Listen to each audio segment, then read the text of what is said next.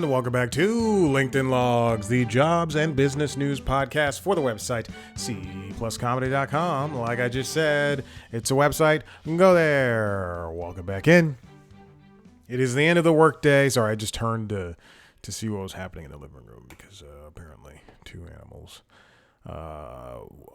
two already skittish animals, were being a little silly billies. What's been going on? Well, let's just get this started. Is it raining? The sun's still out. It is Monday. No, today's Tuesday. Jesus Christ. So for the past 3 business days, I've been more or less in charge of the department where I am working at my job. And I knew this was coming. I heard Tail. Sorry, I'm moving the Zoom over. I heard Tail, the recorder, not the digital platform. The Zoom H6 handy recorders. These Zoom handy recorders are fantastic. They're expensive and they are worth it. I've had this one for a very long time. Zoom, I would love a sponsorship. Give me the new H8. And by new, I mean it's been around for, I don't know, like 5 years, 3 years at this point. 2020. H8 came out in 2020. 6 years. Wow. It's crazy. Anyway, so I was more or less left, quote unquote, in charge. Because the two people who are at the company went on vacation. Separate vacations, not together. And so I'm looking at the Zoom website and it says now it's unavailable. Unavailable. Can you not buy this anymore? Okay, I'm sorry. I'll do this on my own time. So I knew it was coming. I knew it was coming for at least 2 weeks. Did I forget about it? Yes, I did. Did I forget about it until Wednesday? Yes, I did. So Thursday rolls around, or Wednesday rolls around, and then I get a litany of notes. What's coming, what the editors need to be working on, this and that. Thursday lands. I'm getting things ready. I'm taking it very seriously. And then we're just hit with a wave of shit we need. And I was like, oh God. And I'll admit I was caught with my pants down. But we course corrected, and then what was that? That was Thursday, and quite frankly, I'm just like, I'm doing things frantically. But I course corrected by the afternoon, and then Friday rolls around. Thursday was hard, and Friday rolls around, and then now, because, as I've mentioned before, previous episodes, we have summer Fridays, so some people are off. So some of those people sent me things ahead of time, or I had to track them down on Thursday afternoon and be like, "Hey, what's going on with this?" And I'm already very organized when it comes to my workflow, be it C+ comedy or unnamed television job. And then Friday was a little lighter, a little bit better, but it was still a lot of work. So on top of tracking down projects and making sure things are delivered on time, I was also updating projects. I was also inputting new projects, not just my own, because I'm also still doing my job, but I'm also doing the other parts of one other person's job. And I was built to alleviate that person. So now I'm taking on the role that they worked on, or essentially that they've been doing before they found me to replace the person that left. So now I'm like, oh, I have to put this in for this, and then put this in for this. People are pinging me. Hey Chad, do you have this? Oh, yeah. Give me 1 second, please. There's at least one message that I sent or that somebody requested something and I just straight up ignored. I said, I'll get back to you on that. Never got back to them. And then Friday happened, and then Monday, and then so Friday I was drained. I was drained. Then Monday happened, and it was fine. It was more of the same stuff. Knocking things out, putting things back together. We got it all. Just managing things. And then, sorry, Maverick is up. No, don't come over here. Don't come over here. I don't have time for you. Okay, buddy. He had a bath today. He had a bath during my lunchtime. I said, let me go. Let's see. I'm just gonna do. You're working from home. It's always a working lunch. I said, let me take him downstairs, also the car, and give them both a good wash. I wash them every month. I have it on schedule. And then I gave him a bath. It took 10 minutes, or it took less than 10 minutes. And then I washed the car. It took 15 minutes. Boom. I was back upstairs in like 20, 25. Anyway. And then today, I log on.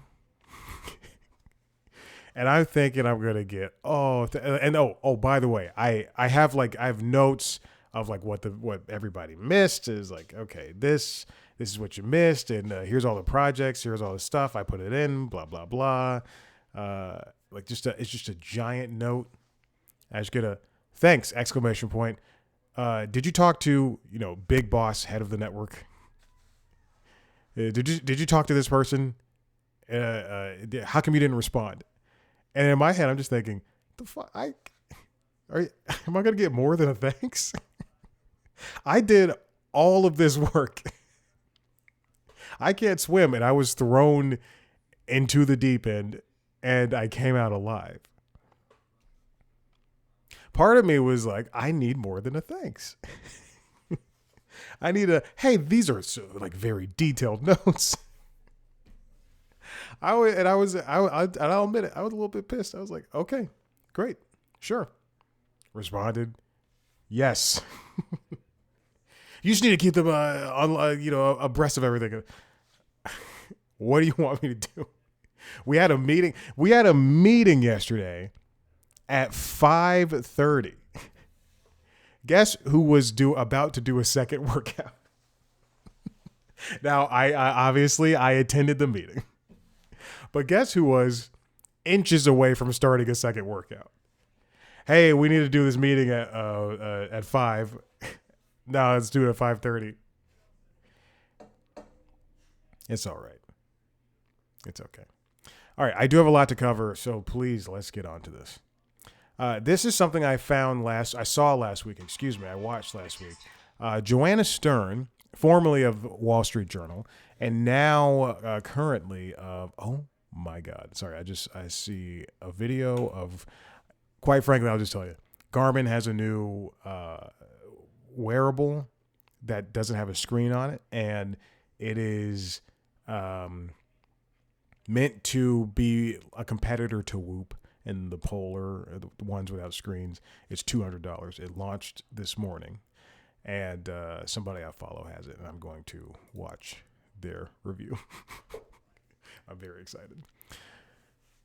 It's because I love this watch. I love the Phoenix 8. It's fantastic, but I also have several mechanical watches I like to wear. Anyway, Joanna Stern. Why is this not? Okay. Joanna Stern has a new YouTube channel, and she just put out a book talking about how her entire year, she spent a year letting AI control her life. And anyway, this video is new side hustle, training robots. Is it worth it? And in the video, she covers a job with, let me find the company, Micro AGI's Shift, which is a platform that allows people to put on a crazy helmet that has a camera on it, or your phone. You can use your phone, or it connects to your phone rather. And you do chores, and as long as your hands are in the video, you're training AI to show that you're doing chores and all that stuff. And as somebody who did a job training AI for a hot second. It's lucrative for literally the first time you do it. You'll get hundreds of dollars the first time you do it, and then every time after that, the scrutiny is so focused on whether or not your hands are actually you're following procedure. So they'll, it's an interesting thing.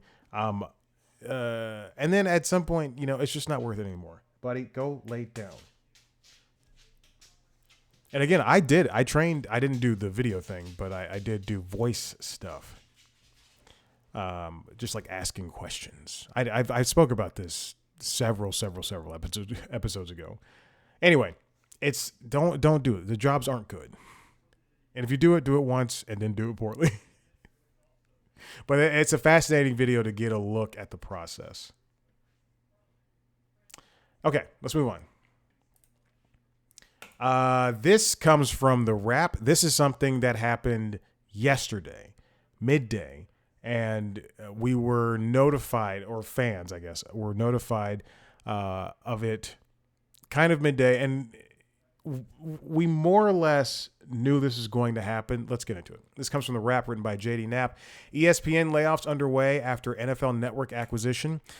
So if you don't remember, if you'll recall, ESPN acquired the NFL Network, a stake in the NFL Network, as a way to offset the league.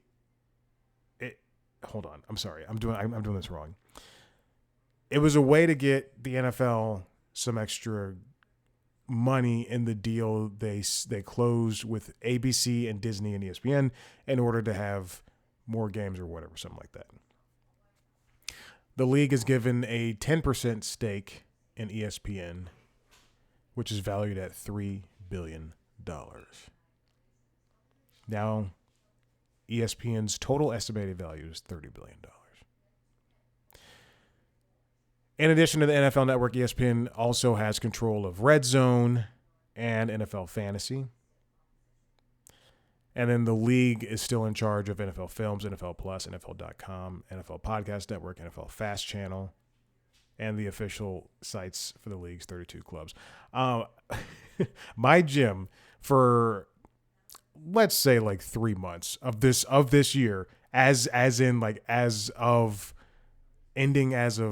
maybe a week ago, my gym, I don't know what happened, but I guess they didn't pay the DirecTV bill, so they were using fast channels, and they would have Movie Hub on, but one of the TVs in the gym had on NFL Network Fast Channel, and it was just showing old games, and I just thought, why are we doing this?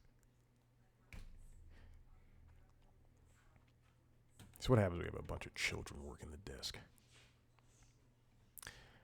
I've been going to that gym long enough that I'm older than I've been there long enough, longer than some of those people going to my gym have been out of high school. And it is insane. Okay. Now ESPN, after they've officially brought in NFL Network under the umbrella, we knew this was going to happen. This is what happens with acquisitions. There's layoffs. Okay, so hold on. The layoffs come months after ESPN bought the NFL Network, Red Zone Channel, NFL Fantasy in February. Additionally, an initial round of layoffs took place in April as part of Disney's company-wide overhaul. They're basically saying we're trying to streamline, but that's not really what's happening. So what happened yesterday was Ryan Clark, who previously played football and was at that point yesterday a correspondent for the NFL shows or the NFL rather, on ESPN. He was essentially let go mid-show during Monday's NFL Live. It was not supposed to happen during the show.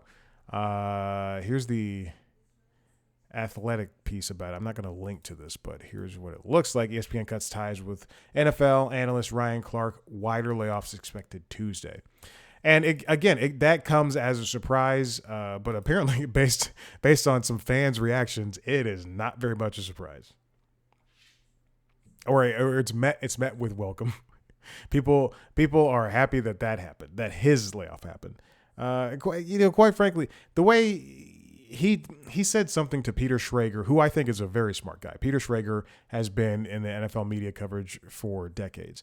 But he said something, I think last fall, where Peter was making a point, and then Ryan Clark said, Peter, you've never played football before. He just kind of shut him down on his own show, which was very douchey. On top of Ryan Clark, Karl Ravech was also let go. He'd been with ESPN since 1993, calling MLB games. He also served as host of Baseball Tonight and Sports Center at some point in the past. On top of those being let go, interesting. Did I link to two of the same thing? At ESPN, on top of those being let go at ESPN, both Nat Geo and Pixar were hit with cuts. This comes from The Hollywood Reporter, written by Alex Weprin.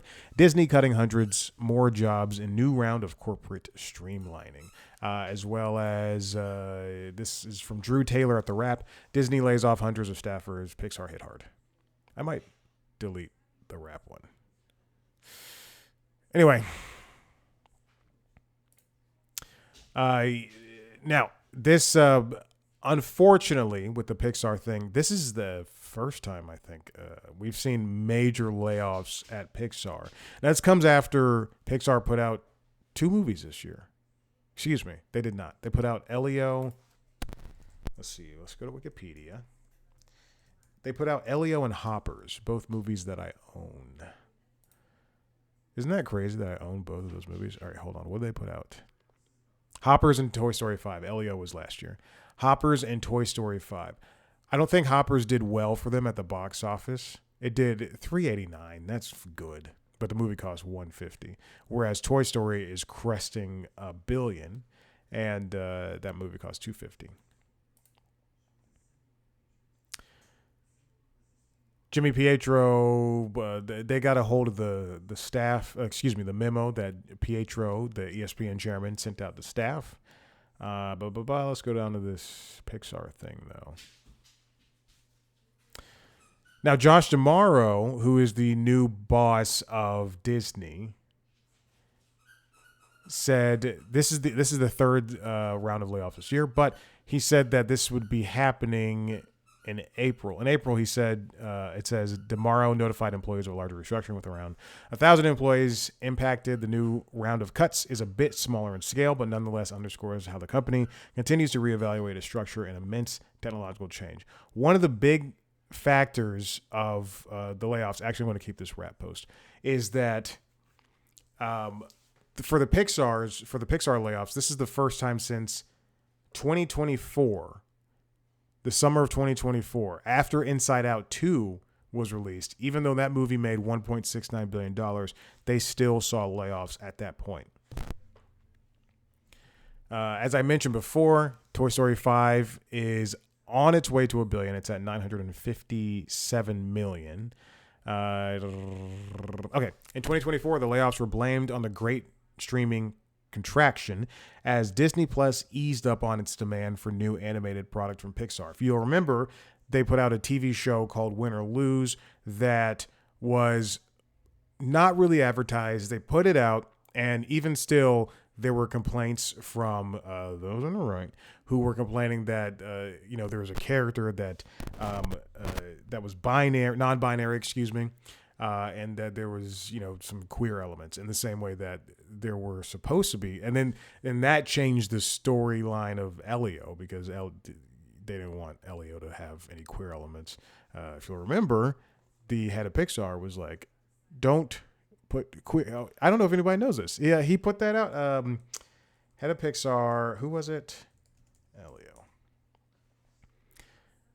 Pete Docter said that they wanted to leave LGBTQ storylines out of the final cut of Elio because he said this is not and I'm going to show you on video. This is from Natalie Oganisayan at Deadline. It says Pixar's Pete Docter says queer Leo storyline was axed because, quote, we're making a movie, not hundreds of millions of dollars of therapy. I understand from a business perspective, not wanting to, if you remember years ago, Ron DeSantis was pissed at Disney for having DEI practices and being queer stuff. And Disney wouldn't say, remember Disney won't say gay, all of that stuff. That was a long time ago, but that's still fresh in people's minds. Anyway, Disney's never taking a stance, which is so insane to me. But they don't want to alienate Disney as a whole. Disney on the larger front just doesn't want to alienate prospective viewers or fans. That's why, we don't see a lot of queer stuff in Disney projects. This is why they probably won't stand behind John Boyega and Daisy Ridley when people were racist and sexist about those two being in Star Wars. They want everybody to, and Disney knows that even racists enjoy Marvel movies. That's why they don't take hard stances when they have a black Captain America. I watched one episode of Sam Eagle and Bucky. What is that? Sam Eagle's a Muppet. Hold on. What's his name? His name is Sam. Sam America and Bucky. I don't know what the fuck that show is called. I watched one episode of that, and then I said, I get the gist. I never saw the movie. Captain America, Brave New World. Is that what that's called? Remember, I saw Moana. Oh, you don't know this. I saw Moana last week. I love Moana. I think Moana's great. Now, Moana live action, that's another story, but I enjoyed it, and I supported all those people of color in that movie. Anyway. Ooh, okay. There's another original series from Pixar that's coming that is canceled, and it's being reworked for release in 2028. Additionally, there was another TV show from Pixar on Disney Plus, Monsters at Work, that was the spinoff of Monsters, Inc. This round of layoffs is at least partially being blamed on the perceived underperformance of Hoppers. Hoppers. It's on the Hopper. Remember that? You're welcome. The Pixar original film that opened earlier this year, and an individual with knowledge of the situation told the Wrap. The Daniel Chong directed feature. Daniel Chong is the gentleman who created We Bare Bears. And you can see that in this movie. I like Hoppers. Remember, I bought Hoppers. I saw it in theaters, and then it went on sale, and I bought Hoppers. It was a very funny movie. And John Hamm does a great job. And I think Kathy Najimy is in it. Peggy from King of the Hill. King of the Hill's back. You're welcome. By typical Hollywood accounting standards, that puts Hopper slightly shy of breaking even. They made $390 million on a budget of $150 million. And then Elio was the lowest grossing Pixar movie since Onward. But remember, Onward came out during the pandemic. I did not like Onward when I saw it. And then I watched it again. I did not like it. And then I watched it. I watched it like 2 months ago because I own it, and I like it. It's fine. You know what? I thought, yeah, it's fine. The idea is that to stay competitive in the marketplace, Pixar needs to be making movies, particularly original films, at more competitive prices, which I think is very difficult in an age where technology is getting more sophisticated and movies take more time.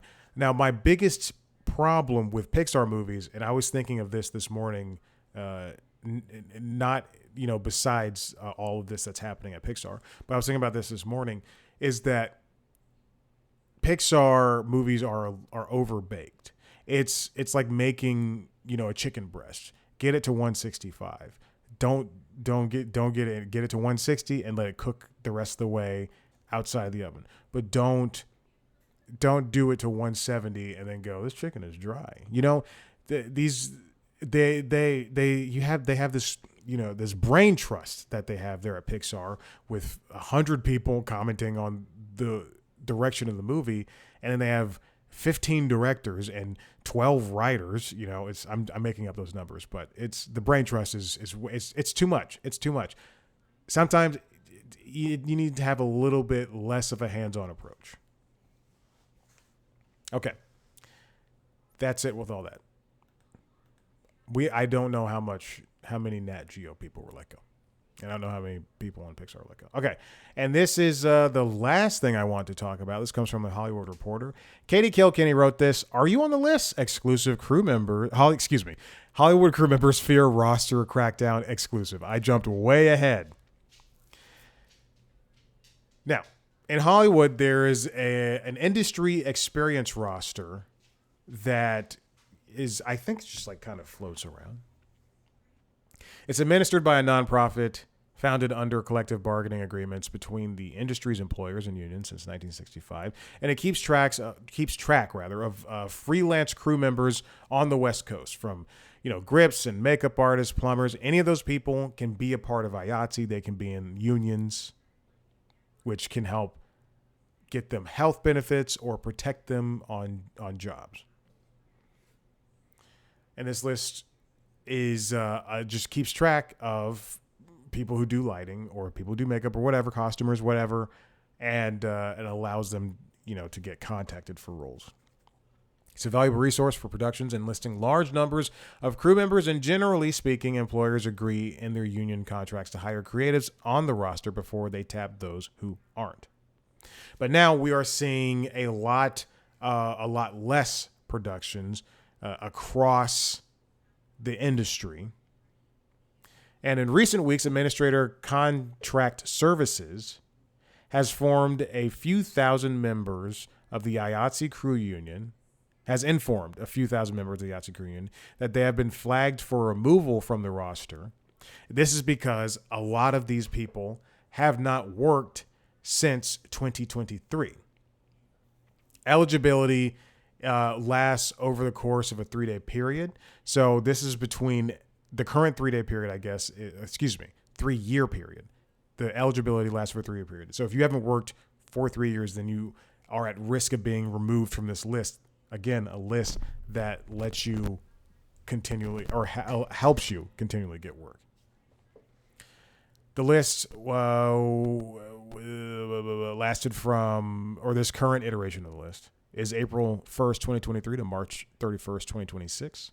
Teamsters Local 399, LIUNA Local 724, and United Association of Plumbers Local 78 members, who, in addition to IATSE members, make up the roughly 47,000 members currently listed on the roster, have yet to be notified of their status. Those expected, theirs will also undergo review. They've just been flagged, so we still don't know if they've been removed yet. This is important. This is, again, how people continue to get work.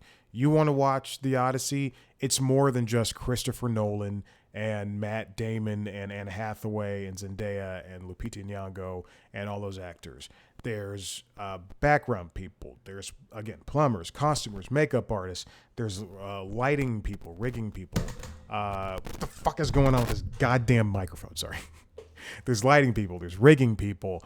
There's, which is I'm sure the same thing. Camera assistants. There's, PAs. There's all these different people who are working in these jobs, and this was just another avenue for them to continually get work. But since the pandemic, really, people have not had continuous work, especially on mainland U.S. You'll know a lot of shows and movies are just across the seas now. I believe the Rob Lowe directed The Floor is in Scotland. There's Young Rock, that show that was on for 3 years on NBC, a show I enjoyed. The Rock's show created by Nan Chaka Khan, who also did Fresh Off the Boat, another great show. Anyway, That show was shot in Georgia and Memphis, and then also New Zealand. A lot of things are in New Zealand and Australia and the UK. It's just like, it's because it's cheaper to fly people there than it is to and shoot something there than it is to just make something here. This is why tax incentives are huge in California and now New Jersey and basically all over the United States. The situation makes the roster culling an emotional topic for those whose list status has been questioned. People are being affected, and this is something right now. It's kind of uncharted territory, especially with the contraction that's happening in the industry. Have I said contraction this episode? I don't know, but I've been reading it a lot in here, so I wanted to say it. At least a handful of IATSE locals are helping their members push back, filing objections on their behalf with contract services. The Art Directors Guild, IATSE Local 800, for instance, told members in an email obtained by THR that they had filed a, quote, blanket protest on behalf of those affected. But ultimately, eligibility for the list is determined by contract terms that both the unions and employers member companies of the Alliance of Motion Picture and Television Producers agree to in their labor contracts. In other words, unions can only push back so much when they previously agreed to those rules. This is why when there's, I was going to say work stoppage, but that's not it. When contracts are being ratified, these are like small things that these unions are looking at.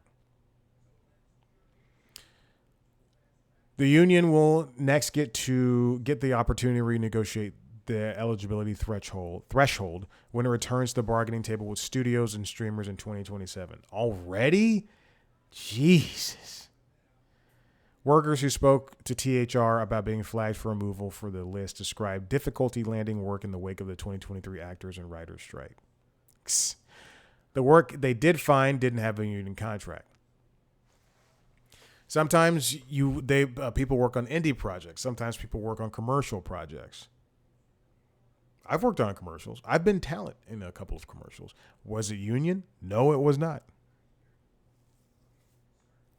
There was one commercial I did. God, what is it? It's 2026, maybe 7 or 8 years ago. I was paid good money for like 6 hours of work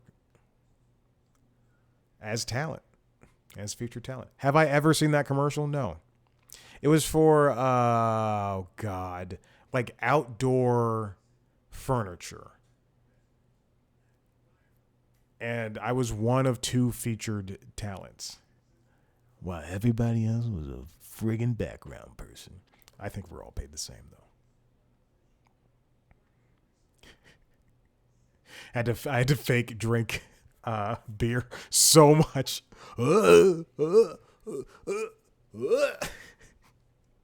Say something to the guy you're talking to. This is crazy. Why are we doing this? I think I was paid like $500 or something like that. I need it. Oh my God. I remember walking into the director's office or whatever, and just like waiting for that check to be cut. Like licking my chops. I have money again. Now, after the fact, these workers can still requalify for the industry experience roster. The contract service letters have stated. They would just have to reapply and accomplish what they did to get on the list in the first place, which depends on the classification, but for many means working 30 days on eligible productions in a 1-year period. So it's cumulative. You could work on, let's say an indie project, but also it's within union requirements. I guess if they're working with unions, and it's a 10-day shoot. That's 10 days. And then you have another job in like a month. Then that's another couple of days. As long as you keep working. It's a higher bar than the 1 day every 3 years that allowed them to stay on the roster once they have qualified. Oof. I don't know where we could go from here. We see a lot of people like Josh D'Amaro, at the CEO, the head of Disney right now, and like David Zaslav, who are in charge of these companies, and they have all this stock, and their numbers keep Ted Sarandos. Their numbers keep, I'm naming white guys in charge because that's all who's in charge, but their numbers keep going up, and yet there's people below them who are at my level, who are above me, who are I don't want to say below me, who are at differing ways of making money in this industry. It's just frustrating to see this happen. How they keep making money, and yet shows and movies just aren't being created anymore. And to the viewer, it may seem like there's so many movies coming out, or there's so many TV shows. It's that Netflix thing of they're tricking you. Every time I log into Netflix, I see there's something new is being offered to me. But is it really as good and as interesting as they're putting it out to be? In the same way that I can log on to Disney Plus and it can say recommended for you, Family Guy, The Simpsons, American Dad, shows I already watch every single day. I wish something could be done, but these platforms now would just have to continually make new things, and they're no longer going to do that. Netflix is on top because they made everything they possibly could, and even we're seeing a little bit of pullback from them, and there's a pivot to cheaper and faster shows. And right now I'm kind of referring to video podcasts, where that they think that makes them interesting, but it really doesn't. Same thing, and there's video podcasts on Hulu.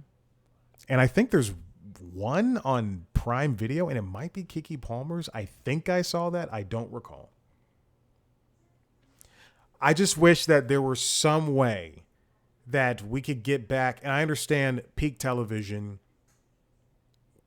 was, prior to 2020, was just like there were 900 new shows. And that's not a made up number. There were, John Landgraf, the head of FX, was always commenting on how there's, every year there's 700, 800, 900 new shows, not new season, just brand new shows that were made. And then we saw the dip, thanks to the pandemic. I just wish that there was some sort of middle ground to that. Because for a lot of this, I think there's a misconception that in the entertainment industry, every single person is rich, when in reality, the only people who are rich are the mega stars. Not every director is rich. Not every producer is rich. Not every actor is rich. Not every people probably think camera people on late night shows are rich. No, they're working people. There's people in the offices at the Tonight Show who are just making a salary and they're just living their lives. Fame and rich and success, that's not everything that people want to do in this industry. Some people just want to live a life, and they just happen to work in television, and people think stealing a movie or stealing a TV show doesn't hurt. But yeah, stealing a movie, TV show, a video game, all that shit hurts the people that make it. Because if you wait, even if you're like, I don't want to see Jackass Best and Last in theaters because there's barely anything new in it. If you don't see that, then the people who made it don't get a lot of residuals. Anyway, whatever. I could go off on that. Anyway, listen, if you like what you heard here, head to the website, cpluscomedy.com. I just updated the players on cpluscomedy.com. I will show this right now, even though my dinner is Definitely overcooking. Speaking of overcooking. But if you go to cpluscomedy.com, if you're watching the video, you can see that I've updated the players to proprietary players from the Pinecast network, where I upload Pinecast network, the Pinecast player, where I upload all of the podcasts. So you can now give me more listens instead of using Spotify, because Spotify sucks. But if you want to watch a video version of this show, go to youtube.com/cpluscomedy, where you can see a video version of the other podcasts, The Constitutionals, the Entertainment Business News Show, and Late Night Lately, the Late Night Show. Subscribe to the shows subscribe to this podcast wherever you get your podcast, and check out the interviews where I interview famous people sometimes. youtube.com/cpluscomedy. Follow us on social media at cpluscomedy, on TikTok, Instagram, Blue Sky, and YouTube. Me on those platforms at Chad Black White. Thank you so much for listening. We'll see you next time. Bye.